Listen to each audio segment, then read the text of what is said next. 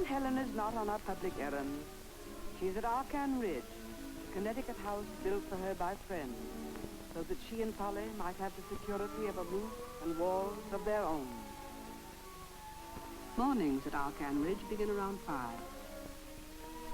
For Helen, they begin as they end, with the Bible. The heavens declare the glory of God, and the firmament showeth his handiwork. Day unto day uttereth speech, and night unto night showeth knowledge. There is no speech nor language where their voice is not heard.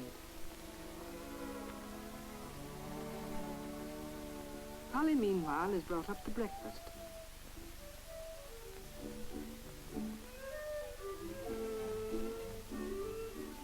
Sometimes something is missing from the tray. Then it is Helen who goes downstairs to fetch it. Polly knows that it pleases Helen to wait upon her when she can. Everywhere else, except in her own familiar house, it is Helen who must be waited upon by Polly. Here, where every table, every chair, every dish in the cupboard is her intimate friend, Helen can move freely and independently.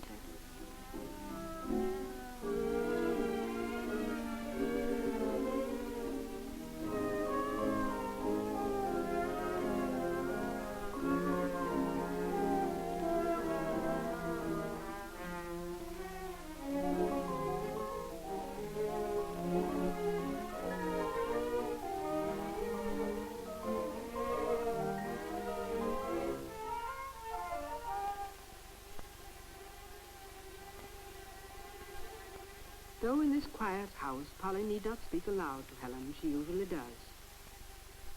It helps to drive back the silence.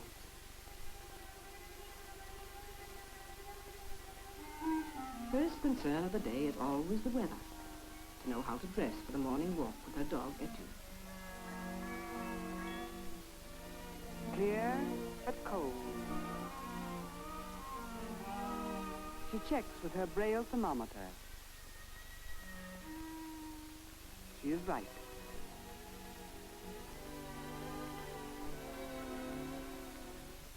In her dressing, Helen is completely independent. She knows her clothes and where to find them, even to a stray belt.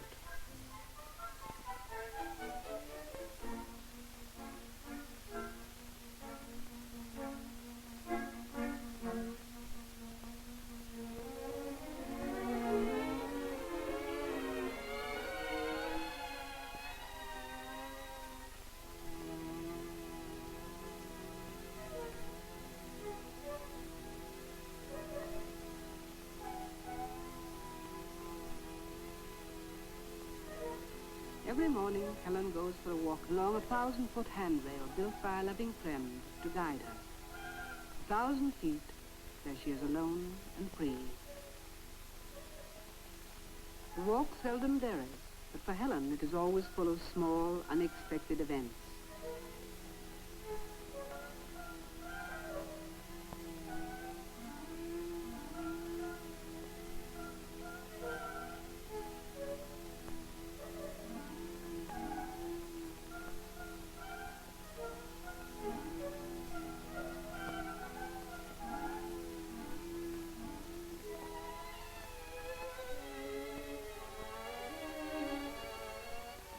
Helen is known from childhood what those with sight cannot realize, that one does not need eyes to see the world.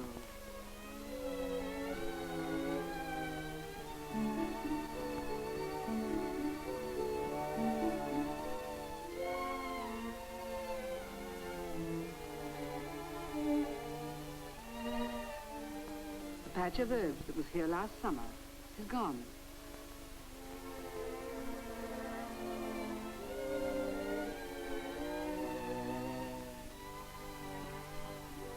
By 8 o'clock, Helen and Polly have made their beds. Polly has finished the household tasks, and their business of the day begins.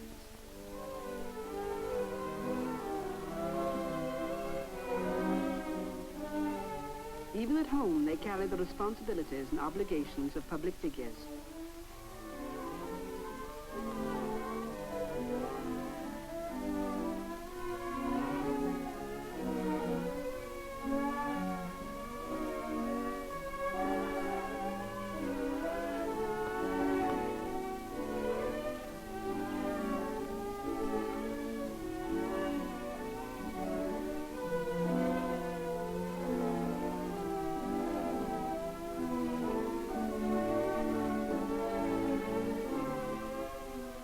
Their desk is never clear. The mail piles up while they are away, and every morning more comes in.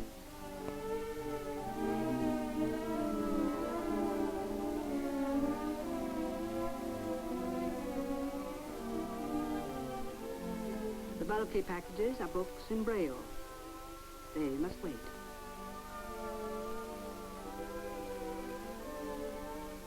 The letters will be gone through after Polly finishes spelling out the morning headlines. Helen is emphatic about keeping in touch with world events.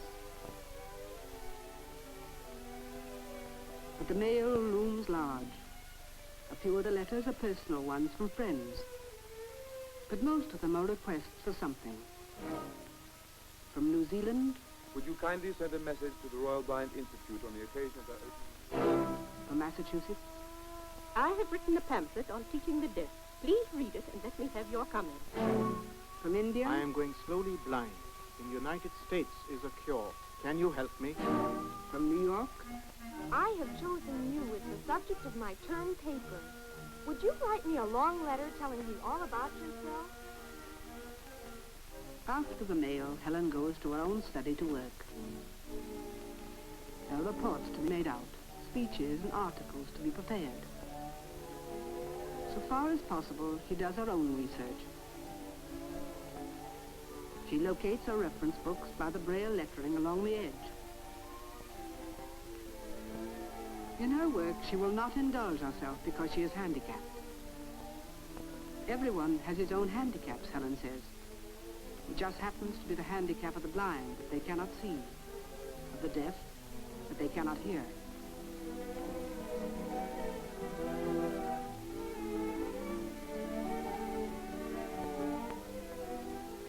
She does her own typing. Her speeches she does on her Braille typewriter, so she can go over them herself for correction.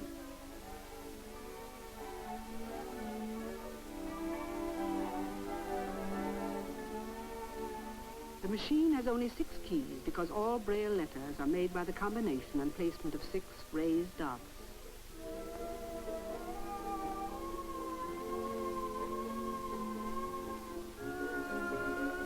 For her letters, she uses a regular typewriter. She is fast and accurate, but she has Polly check her letters. Being blind, she cannot permit herself casual mistakes of the seeing. If there are mistakes, Helen types the letter again.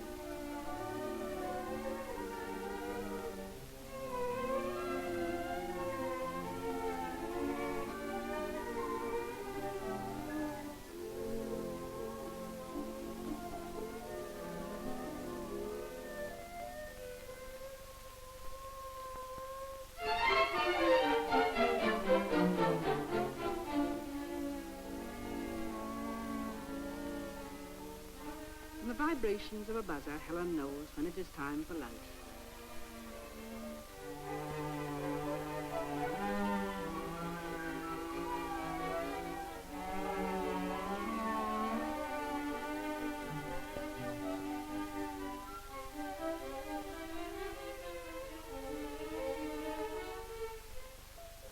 The glint of crystals is the one thing Helen thinks she remembers seeing as a baby before she went blind.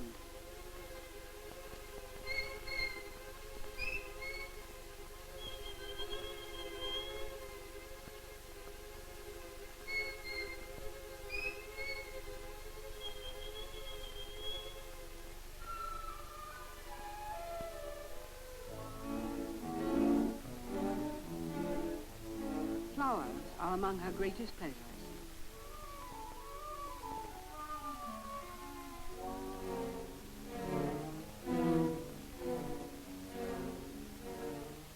Helen's home is not a sad place, because she is not a sad woman.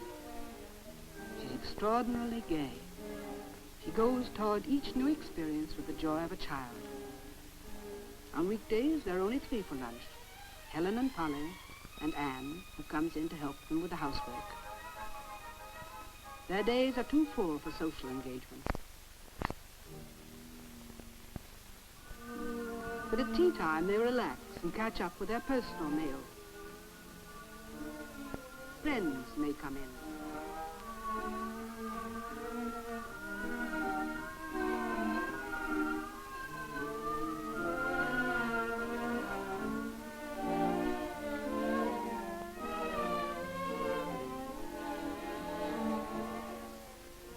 may turn to politics or world affairs. Helen has strong views on these, and she has the courage to express them even when they are not popular. She also likes a good story and appreciates a joke as much as anyone else.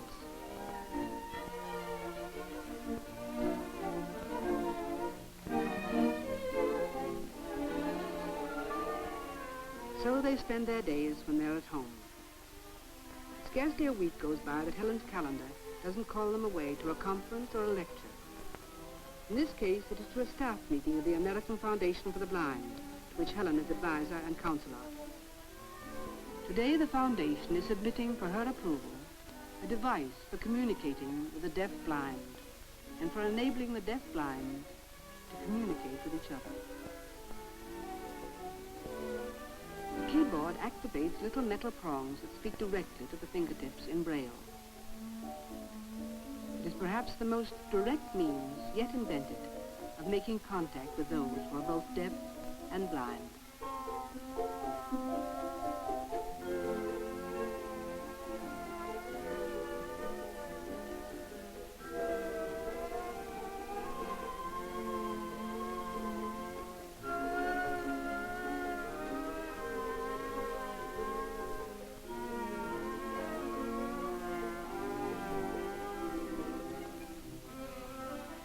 Now, Helen types out, anyone can speak to us directly. Helen is interested in, partly responsible for, a great deal that is being done to find new ways of helping the handicapped. At the Dyker Street Nursery, they're experimenting with placing sightless children and seeing children together. It is important to accustom the blind to the give and take of normal, everyday life. At the Lexington School for the Deaf, she watches children at play. Today they have a new game. From blowing a piece of paper, they are learning to say who, what, when, why, like ordinary children.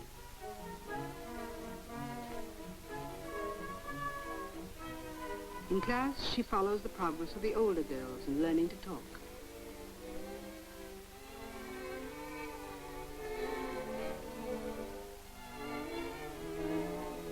Watching their struggles with speech, we can perhaps more easily understand why Helen says if she had a choice between her two afflictions, she would choose blindness.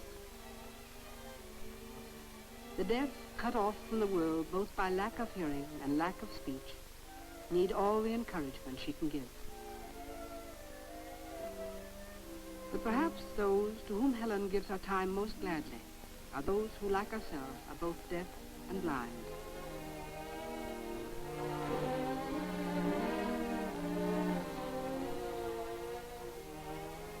There are perhaps 25,000 of them in this country.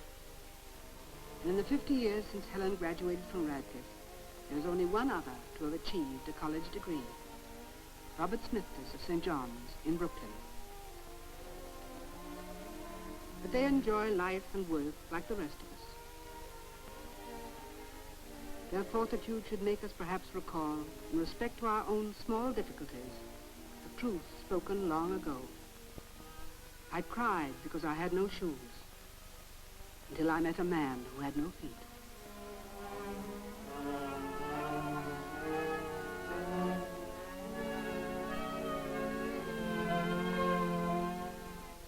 The newly handicapped, the once whole young men who have come back from Korea disabled, these command as much attention from Helen as did their brothers in the Second World War.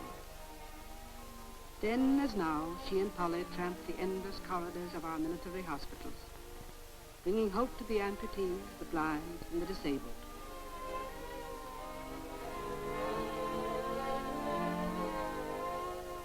Meeting Helen, seeing what she has made of her life, gives them more courage to reshape their own. For her services, she was cited at the close of World War II. Then the leader of our armies, later the leader of the nation, Dwight D. Eisenhower, welcomed her to the White House and thanked her himself. Helen Keller asked the president if she might have the privilege of seeing him.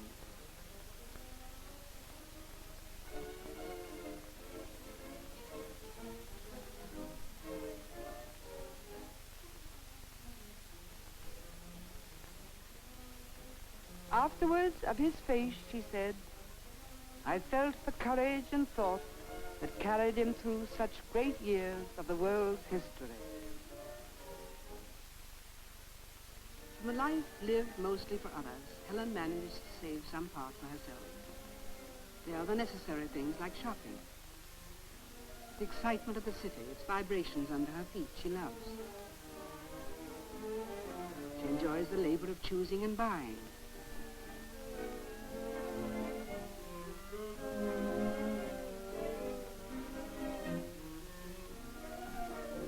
She and Polly must shop with economy. But as they know it is part of Helen's job to look well in public, they must also shop with a great deal of care.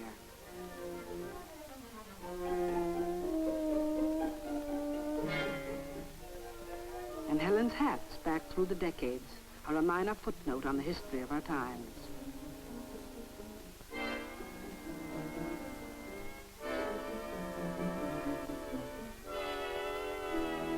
Like our hats, the artists she has encountered also summarize an era. Joe Jefferson when he played Lip and Winkle. Caruso at the height of his fame. Ethel Barrymore when she was in Déclassé. Melchior as Siegfried. Benny Goodman at Carnegie Hall. Years ago, the young Heifetz played for her.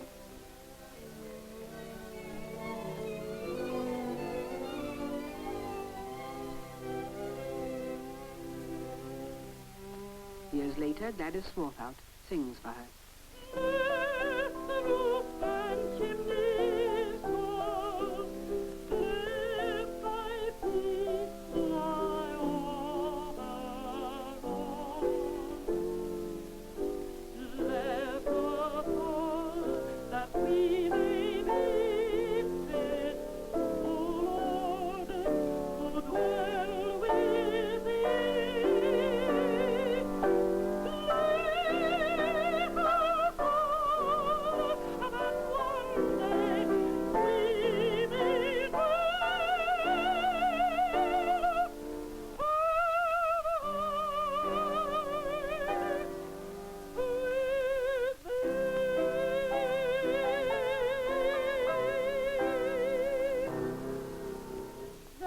Beautiful. It is like my angel prayer. That is beautiful. It is like my daily prayer. When Helen takes time to relax, she is a merry companion. She is interested in everything and everybody. Spending an evening with Robert Helpman, the dancer, and Guthrie McClintock, the stage director, she seizes the opportunity to catch up with the amusement world. The theater gives her full measure, for she reads a play before she goes to it. Dance forms she must feel, so Robert Helpman volunteers to show her the difference between classical ballet and the modern dance.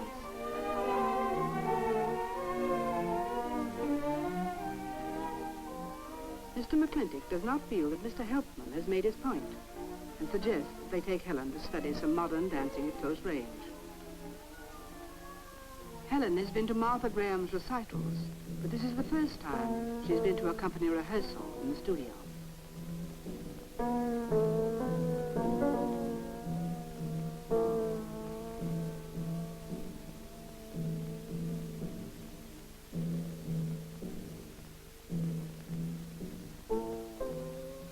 Polly must spell the action into Helen's hand. But she is aware of the rhythm and the movement of the dancers through the vibrations in the floor.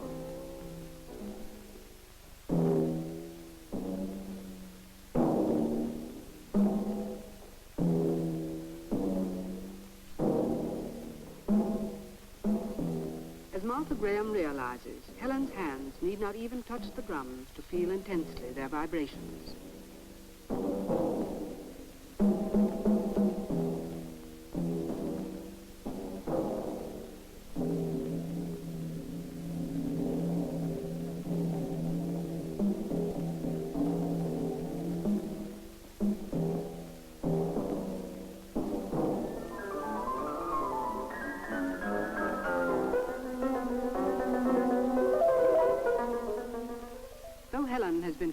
performances in a theatre.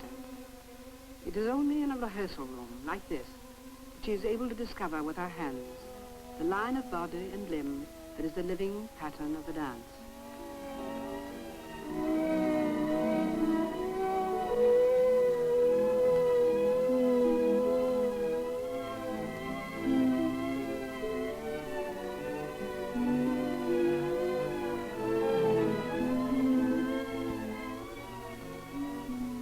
Once Helen wanted to feel a lion.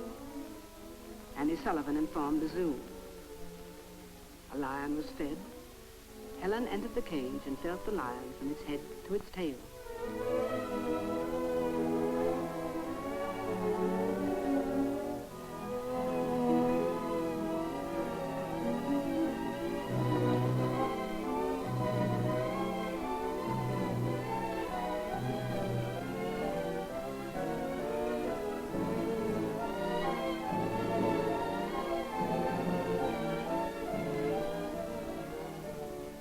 Obviously, Helen sent to the world its shapes, its textures, its forms, comes to her through her sense of touch.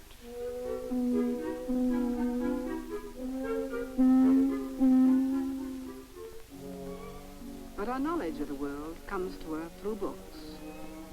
And for books, she is indebted, as are all the world's cyclists, to a blind Frenchman, Louis Braille, by whose invention the blind of all nations can read. It was to honor his memory that Helen, in 1952, went to France. At the Paris office of the Foundation for the Blind, she writes in French the address she is to give on the 100th anniversary of his death. À notre manière, in our way, we, the blind, are as indebted to Louis Braille as mankind is to Gutenberg. Helen's speech is only a part of the world's tribute to a great man. Today, 100 years after his death, is being taken from the little village where he lived to lie for the rest of time in the Pantheon, the burial place of Francis Great.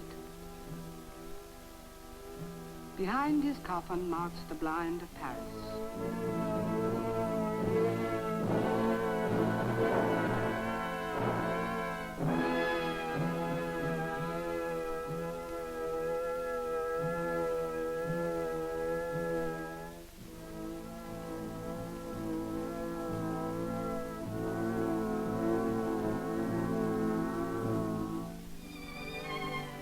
Later, at the Sorbonne, Helen Keller delivers the address in his honor.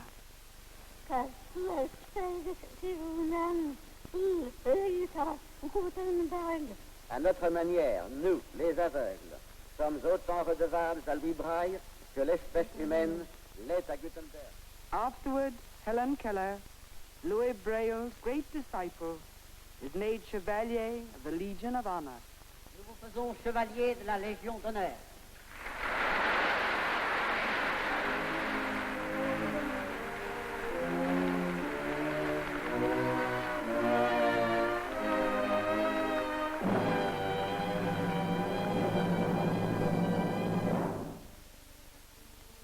Then, from time to time, there is home again, where they sit among familiar things with curtains drawn, and are simply old friends.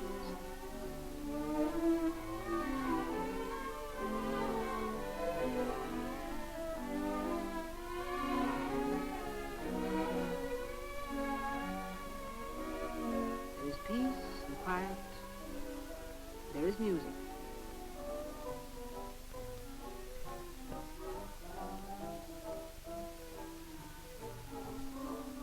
There are also the dishes to be washed.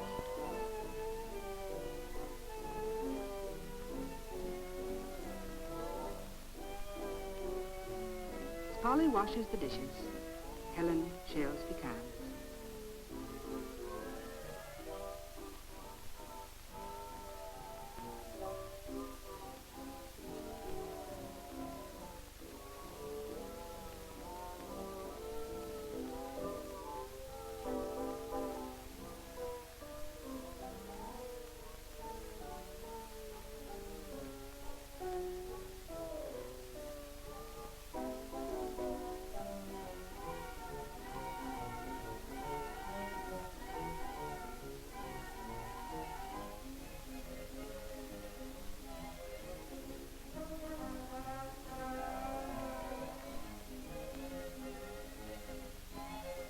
Helen keeps a careful check on Polly.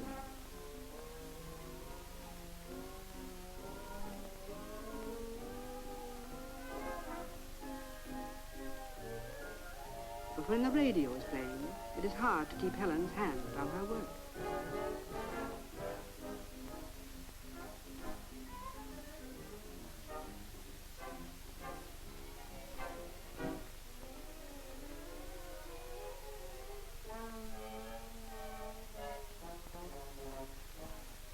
Then there is bed.